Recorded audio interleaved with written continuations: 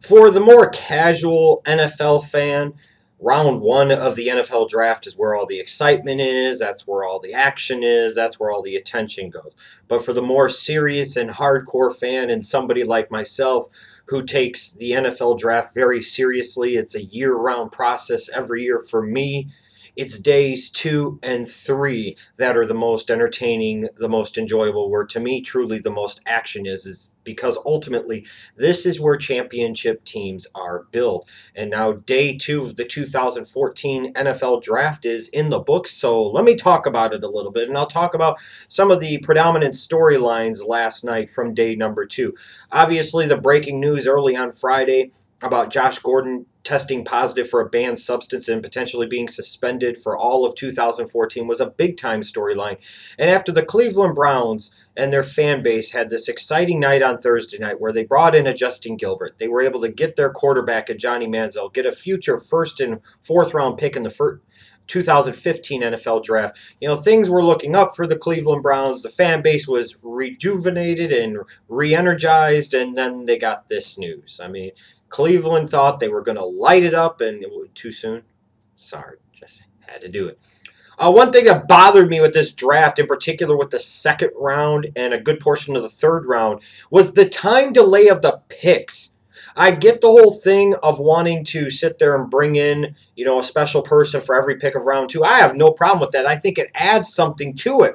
But when it gets to the point where the picks are getting spoiled for me 15 or 20 minutes beforehand, me actually seeing them on TV, on Twitter, to the point where I want to tweet during the draft, but I have to get off of Twitter so that way the action isn't spoiled for me. There's a problem here. Get your shit together, NFL, when it comes to this. How could you get that far behind the eight ball? It was ridiculous. Another big story for day two was a couple of quarterbacks going to round number two. The Raiders taking Derek Carr with their second round selection, about where they should have been taking a Derek Carr, fighting the temptation of what they would have done in years past and just saying, fuck it, we'll take Derek Carr where we want to in round one. They waited. Their guy was still there at round number two, and now with a guy like Khalil Mack and now Derek Carr, they've gotten two good, what they might classify as value picks for their franchise. A very uncharacteristic Raiders draft. Of course, even the story at the beginning of round two was, were the Houston Texans going to sit there and take David Carr's brother, Derek Carr? Thankfully, for all parties involved, that did not happen.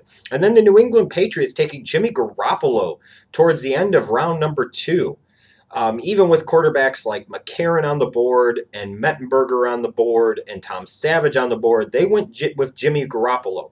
And the thing I do like about this for the Patriots is, to me, Garoppolo was nowhere near NFL ready. He needs at least a year, maybe two, and he's going to get at least 2, if not 3 years, to sit behind Tom Brady and learn and develop and hone his craft and skills. Now, this will probably mean a quick exit in day number 3 of the NFL draft via trade for a Ryan Mallett.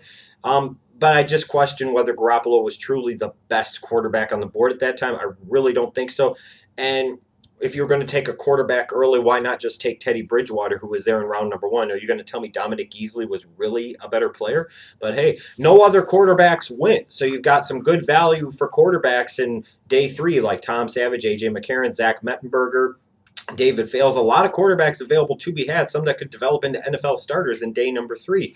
It was the longest in NFL draft history that a running back was before a running back was actually taken. It was the Tennessee Titans taking Bishop Sankey out of Washington with the 54th overall selection. But then you had a little mini run of running backs there at the tail end of round number 2. As a Bear fan, as somebody who's watched a lot of great running back play over the years, it saddens me to see such a devaluing of the running back position, but a couple of teams might have gotten really nice steals out of it. Now, you also had a record of 15 wide receivers taken in the first 3 rounds.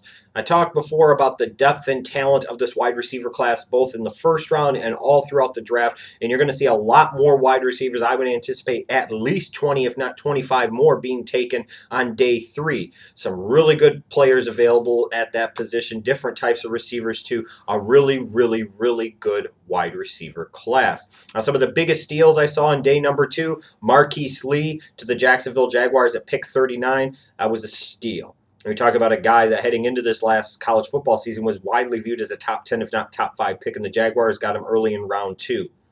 You know, if you're going to sit there and you're going to take Blake Bortles, then by God, you better help out that young quarterback and getting him a guy like a Marquise Lee, especially if a Justin Blackmon's not going to be in the fold in 2014 or maybe ever again for the organization. It was a great pick.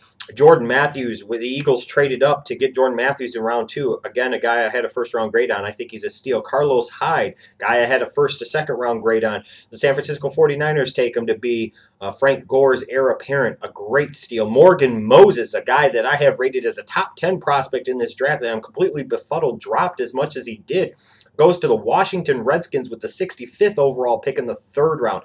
What a steal. And then I come back to the San Francisco 49ers again, getting a center like Marcus Martin, a guy who could potentially start for them some point in time in 2014 in the interior of their offensive line, coming out of USC, got him with the 70th overall selection. Those are some big-time steals. Now, some of the biggest reaches, as much as I was a fan of the Bears' first-round selection, and as much as I love the 3rd-round selection of Will Sutton out of Arizona State, and I thought he was a bit of a steal, Ego Ferguson, the 2nd-round defensive tackle out of LSU, that's a reach. There is no way you could tell me, honestly, with a straight face, that Ego Ferguson was a 51st best player in the 2014 NFL Draft. There is just no way. He was not the best defensive tackle on the board, and he might not even have been the best defensive tackle from his school. Some people might say Anthony Johnson was a better prospect. Just a big reach. In the 3rd round, the Falcons taking Desmond Southward. You know, I see the skill sets, but again, I thought a guy like a Brock Farina out of Minnesota is a better prospect. I just think it was a bit of a reach for Southward. Christian Kirksey out of Iowa. The Browns took him probably to play inside linebacker in their scheme in the 3rd round. He could have been maybe had in the 4th round. Dexter McDougal, the corner that the Jets took in the 3rd round. Why are they fucking taking so many secondary players? You have to help out your young quarterback. You take Jason Morrow round 2. Great pick. Steal. Great value. And then you follow it up by taking a corner who played, 4 games in 2013? Just dumb. Just completely dumb. Now, you had some nice winners on day 2 of the 2014 NFL Draft. The Miami Dolphins being able to peel back and get a nice value pick like a Jarvis Landry late in round 2, and then turning around early in round 3, moving up to get a guy like Billy Turner out of North Dakota State. So they addressed a need at wide receiver with a good value pick, and then they addressed another need on their offensive line with another really good value pick. A big win to me for the Miami Dolphins at day number 2. The Jacksonville Jaguars. If you're going to sit there and draft a Blake Bortles that high, then you better do everything you can to make sure that it works out. And now how do you do that? By surrounding him with help on the offensive side of the football. And getting Marquise Lee and Allen Robinson, 2 guys that had borderline first-round grades on a lot of draft boards, getting them in round 2, 2 wide receivers to go in there with Cecil Shorts to help out Chad Henne and then eventually Blake Bortles. A great move for the Jacksonville Jaguars. Make some big winners in day number 2. 3 total offensive picks, getting an offensive lineman like Brandon Linder. A good draft for them. The San Francisco 49ers. Value and steals. Carlos Hyde, Marcus Martin, Chris Borland. And then with that last pick, that compensatory pick at the end of round 3, taking a gamble on Brandon Thomas out of Clemson, the one lineman who tore his ACL working out for the Saints. You know, these are guys that were all values, if not flat-out steals. And on top of that, the San Francisco 49ers were able to sit there and trade back from 56, then trade back up to 57, but they were able to get a 4th-round pick in 2015 out of the Denver Broncos. The San Francisco 49ers did a masterful job of running their draft board in day number 2. The St. Louis Rams getting guys like LaMarcus Joyner and Trey Mason. Philadelphia Eagles getting 2 wide receivers that fit what they do in Jordan Matthews and Josh Huff. The Houston Texans, I do like what they did, even though they passed on quarterbacks. They'll probably be able to address that with the first pick of round number 4. But getting guys like Xavier Zuafilo and CJ Fedorowicz, they needed another tight end. They needed an interior lineman. Lewis Nix trading up to get him in the late portion of round 3. You know, again, you're talking about a situation here where you got good value and you got a couple of steals, in my opinion, in Suafilo and in particular Lewis Nix this case. Now let's go to some of the losers, though. For the winners, you had some teams that just didn't get it right, in my opinion. What a surprise. The Dallas Cowboys would be one of them. You get the revelation that apparently Jerry Jones said that Johnny Manziel was the #1 player on his board. Said, why the fuck didn't you take him? He took an offensive line. That's what Jerry Jones does. What a dumbass. And another dumbass move here in round number 2. He moved up 13 picks in round 2, gave up his 3rd round selection to go get a guy in DeMarcus Lawrence who was somewhat similar to me to a Shea McClellan, who was a questionable fit for their defensive scheme when, frankly, there were still better edge rushers on the board. That's Jerry Jones, and that's a Dallas Cowboys draft for you. The Carolina Panthers in round two. They sit there and they take Coney Ely towards the end of round two, and I get what they're saying here about this is potentially leverage against Greg Hardy and or Charles Johnson in the future, protection against one or both of those guys leaving, and it was a good value pick, a bit of a steal there perhaps, but there were some questions for teams whether or not he was going to play defensive end or defensive tackle in a 4-3 at the NFL level, and they passed on somebody like an Allen Robinson at wide receiver. They passed on offensive tackle like Morgan Moses. You have to help out Cam Newton more than just with Kelvin Benjamin. And then in the third round they took Trey Turner out of LSU. I like him, but is he going to play left tackle? Probably not. And still, no more wide receiver help for a Cam Newton. Big mistake, in my opinion. And this kind of reminds me of the Carolina Panthers of many years under the previous regime, where they hit on the first rounders and they missed on the rest of the draft. And this draft is shaping up like that for Carolina. I don't really like what the Ravens did in rounds 2 and 3. Timmy Jernigan, questionable fit to me in the 3-4 scheme. Terrence Brooks, I like him as a safety. They got somebody to play opposite Elam, but again, they waited until the end of round 3 with their compensatory picks to go with an offensive player. No running back, no wide receiver. They get a tight end who's a bit of a project, a player that I did like, yes, but Crockett Gilmore, is he really a late third-round talent? And was he really the best offensive player available for the Baltimore Ravens? I don't think so. The Pittsburgh Steelers really haven't liked their draft philosophy so far. No big wide receivers, no defensive backs, even with a good value like a Stephon Tuitt. And if you say, well, Dre Archer could play a Darren Sproles type of role, perhaps. But again, no defensive backs, which is something that this organization has severely ignored over the years. And no big physical targets at wide receiver for Big Ben. And the Cleveland Browns, people talk about who they took here and who they took there. Bitonio was a nice pick, but Marquise Lee to me was a better rated prospect. With the news of Josh Gordon's suspension, you would have thought in a wide receiver class that is so deep and talented, you would have addressed that position somewhere between rounds 2 and 3, and the Browns did not. And that was a bit of a surprise to me. But again, we're ultimately talking about the Cleveland Browns. Now, heading into day 3, this is really where the championship teams are built, because this is where you find the steals like the Cam Chancellors and the Richard Shermans, the Tom Bradys of the world, the what have yous.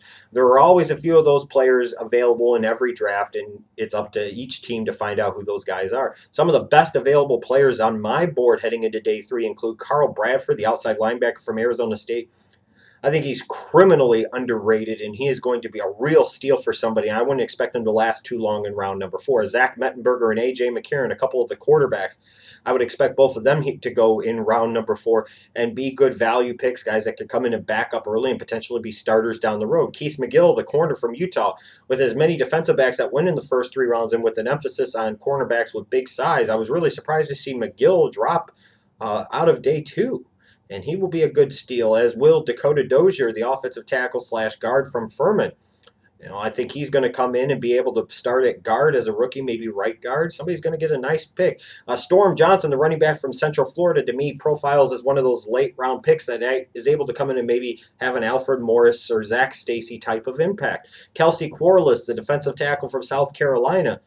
I'm surprised that he's still available on day number 3. With him playing on that same defense as Jadeveon Clowney, you would have thought, if anything, would have elevated his draft stock, and you would have thought it brought more attention and more profile to what is a decent 3-technique tackle, and he just didn't happen. Marcus Roberson, the cornerback from Florida. None of those Florida secondary players went in day 2, which surprised me a little bit. David Fales, the quarterback from San Jose State. Again, another quarterback. He might not go until rounds 5 or 6, but a nice backup prospect that could eventually develop into an NFL starter. A guy like Brett Smith, too, is another guy that stands out on my board that at this point I think might even go undrafted. So there are lots of great players left in this great and deep talented draft class of 2014. You're going to look back on this draft in 3, 4, 5 years and see several guys that lasted until day 3, probably be one all-pro out of this group, a couple of Pro Bowlers, and several other solid starters and contributors. Again, this is where the championship teams are built, and we're going to find out on day 3 what happens, who does what, and we'll be able to look back years from now and say who really won or lost the 2014 NFL Draft.